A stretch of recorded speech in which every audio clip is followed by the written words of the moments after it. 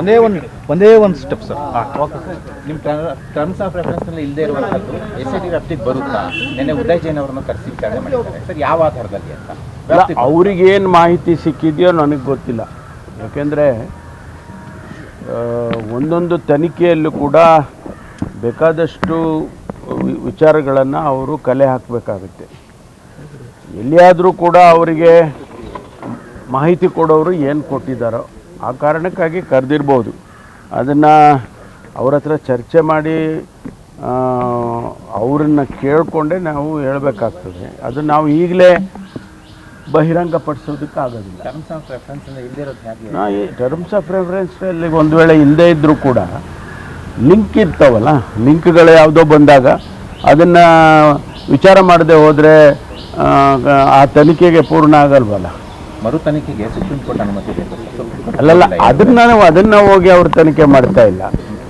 ಅವರು ಕ್ರಾಸ್ ರೆಫರೆನ್ಸಲ್ಲಿ ಯಾವ ಮಾಹಿತಿಯನ್ನು ಈಗೇನು ತನಿಖೆ ಮಾಡ್ತಾ ಇರುವಾಗ ಯಾರು ಕೊಟ್ಟಿದ್ದಾರೋ ಗೊತ್ತಿಲ್ಲ. ಅದರದ್ದು ಎಕ್ಸಾಮಿನ್ ಮಾಡಬೇಕಲ್ಲ.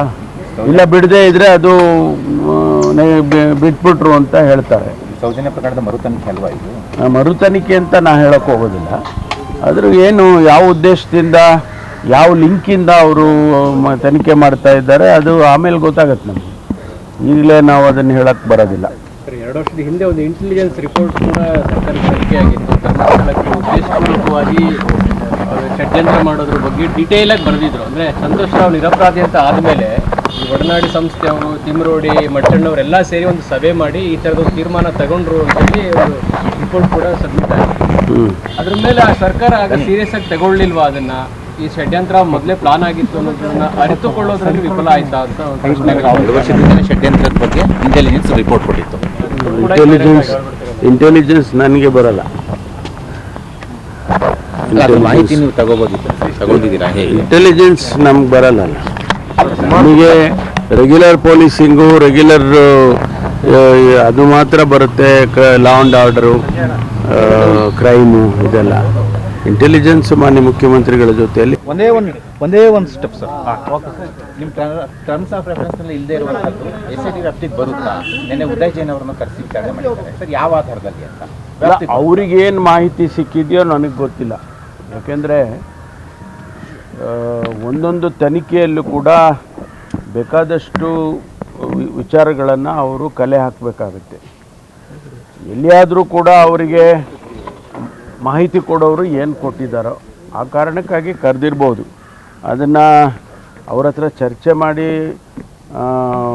ಅವರನ್ನು ಕೇಳಿಕೊಂಡೇ ನಾವು ಹೇಳಬೇಕಾಗ್ತದೆ. ಅದು ನಾವು ಈಗಲೇ ಬಹಿರಂಗಪಡಿಸೋದಕ್ಕೆ ಆಗೋದಿಲ್ಲ. ಟರ್ಮ್ಸ್ ಆಫ್ ರೆಫರೆನ್ಸ್ ಇಲ್ಲದೆ ಇರೋದು ಹೇಗೆ? ಈ ಟರ್ಮ್ಸ್ ಆಫ್ ರೆಫರೆನ್ಸಲ್ಲಿ ಒಂದು ವೇಳೆ ಇಲ್ಲದೇ ಇದ್ದರೂ ಕೂಡ ಲಿಂಕ್ ಇರ್ತಾವಲ್ಲ, ಲಿಂಕ್ಗಳು ಯಾವುದೋ ಬಂದಾಗ ಅದನ್ನು ವಿಚಾರ ಮಾಡದೆ ಹೋದರೆ ಆ ತನಿಖೆಗೆ ಪೂರ್ಣ ಆಗಲ್ವಲ್ಲ.